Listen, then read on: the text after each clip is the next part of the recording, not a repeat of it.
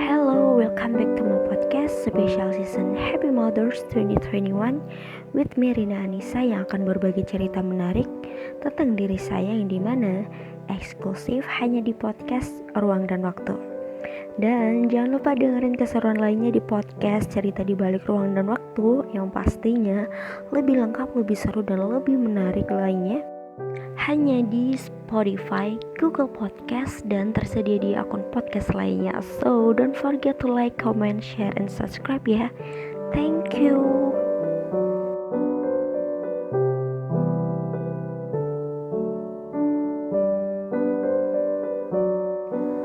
Well, sebelum aku mulai, saya mau bilang selamat Hari Ibu buat ibu-ibu yang hebat di luar sana yang gak bisa aku sebutin satu persatu, yang jelas, yang spesial teruntuk mamaku tercinta.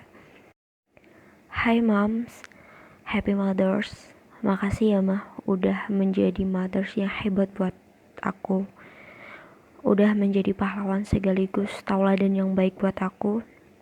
Aku bisa sekuat ini sampai sekarang itu semua karenamu mah. Banyak orang yang ingin menjatuhkan aku di luar sana. Meskipun aku gak cerita. Setiap kali aku ingat mama tuh, you know what? I'm like a God spirit strong in my heart. Only you, mom. Only you. Cause you are my inspiration in my life. I love you. I love you more. Thanks sudah jadi mama yang hebat buat aku. Aku bangga banget sama mama. Mama yang luar biasa, yang paling hebat di dunia. Thank you, ma. Oke, sesuai dengan judul hari ini, eksklusif Special Seasons Happy Mothers, yang dimana saya akan sedikit berbagi cerita tentang masa lalu saya yang mama gak tahu. Dalam tanda kutip, ya saya selalu menyembunyikan apapun yang terjadi pada diri saya tanpa bercerita ke siapapun, terutama mama. Jangan mama gitu ya, orang terdekat aku pun seperti teman, sahabat, saudara pun gak ada yang tahu tentang diri aku. Untuk itu, aku akan cerita semua eksklusif hanya di channel ini. Pokoknya kalian harus tonton ini sampai selesai ya.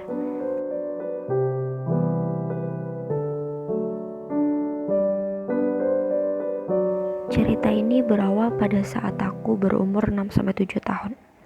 Kurang lebih masih duduk di bangku TK. Entah apa yang terjadi pada diri saya waktu itu, aku ngerasa aku dibuat mainan sama saudara-saudaraku. Mereka berdua seakan-akan menjelek-jelekan aku tepat di depan aku. Mungkin bagi anak yang lain yang sama dengan umur yang seperti itu akan biasa aja gitu ya, tanpa ada rasa takut dan lain-lain. Tapi yang aku rasain waktu itu bener-bener ngebuat aku down banget. Takut untuk berbicara ataupun perlawanan, gak pede, overthinking. Dan yang lebih parahnya lagi, di umur yang segitu, yang biasanya aktif main sana sini, semenjak kejadian itu aku ngerasa terkurung dalam diri aku sendiri dan menjadi orang yang sangat introvert. Kejadian tersebut yang udah terjadi belasan tahun yang lalu, baru sadar sekarang ketika aku udah berumur 20 tahun. Atau bahasa kerennya itu, menurut ahli psikolog tuh namanya inner child, atau kejadian masa lalu yang dampaknya masih terbawa sampai sekarang. Setelah berjalannya waktu, kejadian itu pun terjadi secara berulang-ulang. Di sisi lain, yang saudara-saudaraku lakukan itu adalah sebuah joke bagi mereka. Tapi bagi aku sendiri, yang dimana mental health-nya sudah terganggu, memaknai itu semua itu menjadi sebuah hinaan. Kalian bisa ngebayangin diri kalian dari umur yang masih belia, mindset kalian yang udah under ibarat katanya ya. Ketika lingkungan internalnya membuat kamu semakin dipres terus menerus, yang pasti kalian secara tidak sadar akan tumbuh dengan mindset yang stuck pada satu sisi, yang akan timbul overthinking dalam hal apapun, terutama akan negative thinking gitu kan.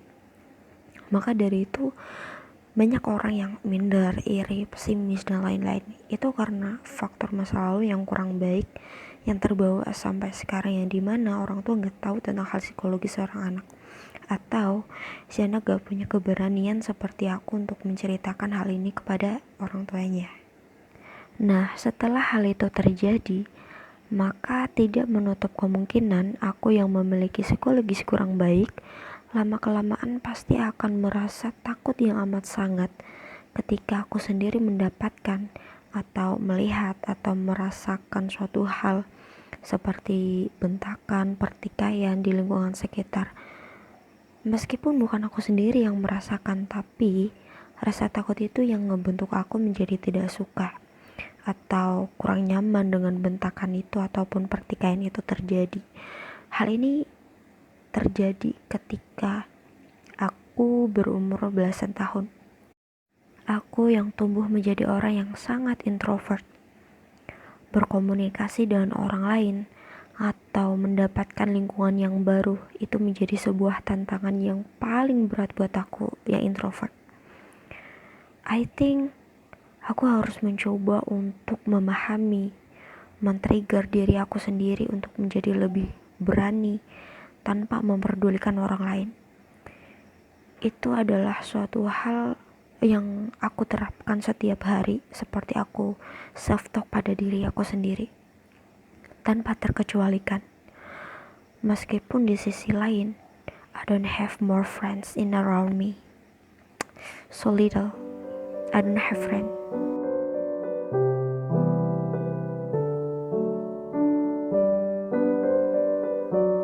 Pernah terjadi di suatu ketika pada waktu aku duduk di bangku SMK.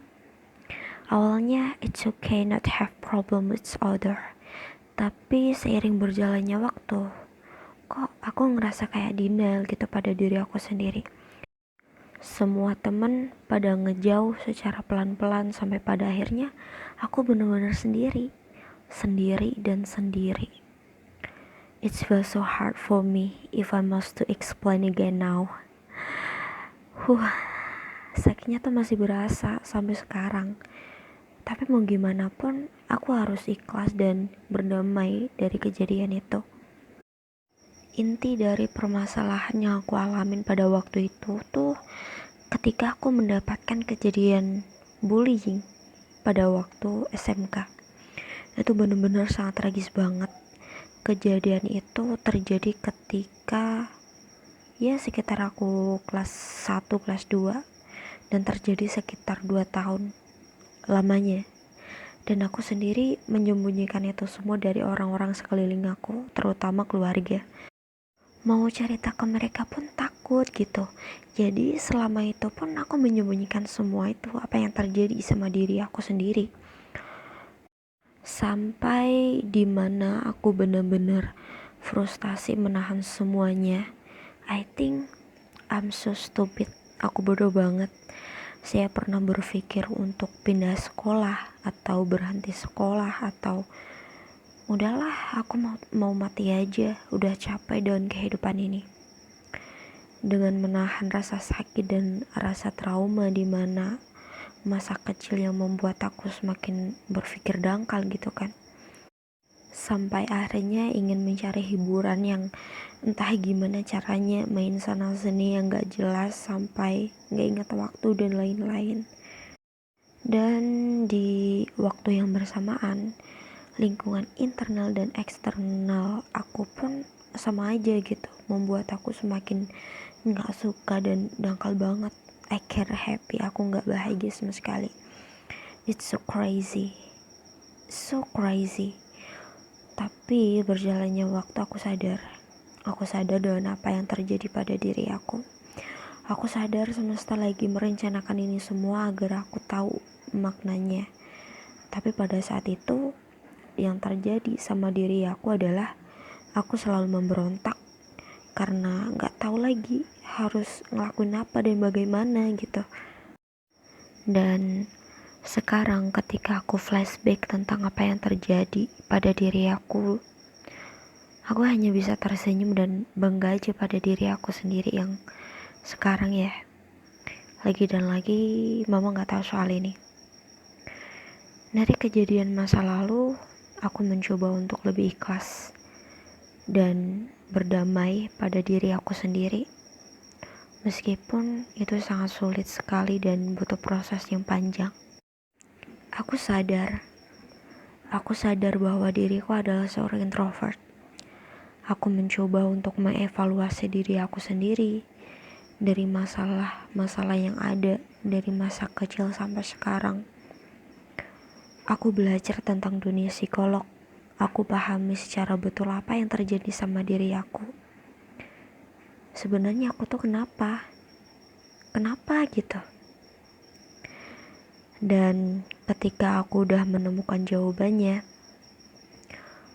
akhirnya aku paham. Aku paham bahwa kecerdasan dan keberanian yang aku miliki sekarang itu tergantung dari masa laluku. Masa lalu yang terjadi akan seperti apa. Dan untuk itu aku berpesan, jangan pernah menyalahkan masa lalu, tapi belajarlah dari masa lalu untuk terus introspeksi diri agar menjadi manusia yang lebih baik untuk kedepannya. Dulu aku yang keras kepala, kini belajar untuk bersikap tenang dan sabar, mencoba lebih kritis dan idealis. Jujur, aku bangga dengan diri aku, meskipun aku dibentuk menjadi orang yang introvert.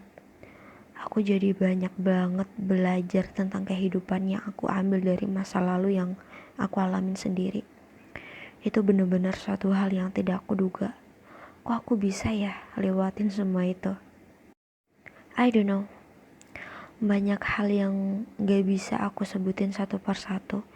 Yang jelas, diriku yang sekarang ini dibentuk karena masa lalu. Kuncinya harus ikhlas dan berdamai dari masa lalu. Maka akan timbullah sosok yang kuat, cerdas, dan bijak. Dan cerita ini eksklusif hanya di channel ini. Dan tanpa orang di sekeliling aku tahu soal hal ini, lagi dan lagi mamaku pun gak tahu cerita ini. Bukan maksud untuk menjelek-jelekan orang yang ada di sekitar aku, yang ada di kehidupan aku. Tapi ambillah makna yang tersirat dalam cerita ini. Semua ini pembelajaran dan kita tidak boleh lengah atau putus asa. Dalam artian kita harus terus belajar dalam hal apapun. And then finally, ketika Anda menuai sebuah masalah, janganlah terburu-buru untuk mengambil keputusan dalam emosional yang tidak stabil. Tenanglah dan research lebih dalam dengan apa yang sedang terjadi. Boleh jadi akan ada banyak pembelajaran yang terkunci sebelum Anda mengambil keputusan. Thank you for watching. I'm Rina Anissa and see you.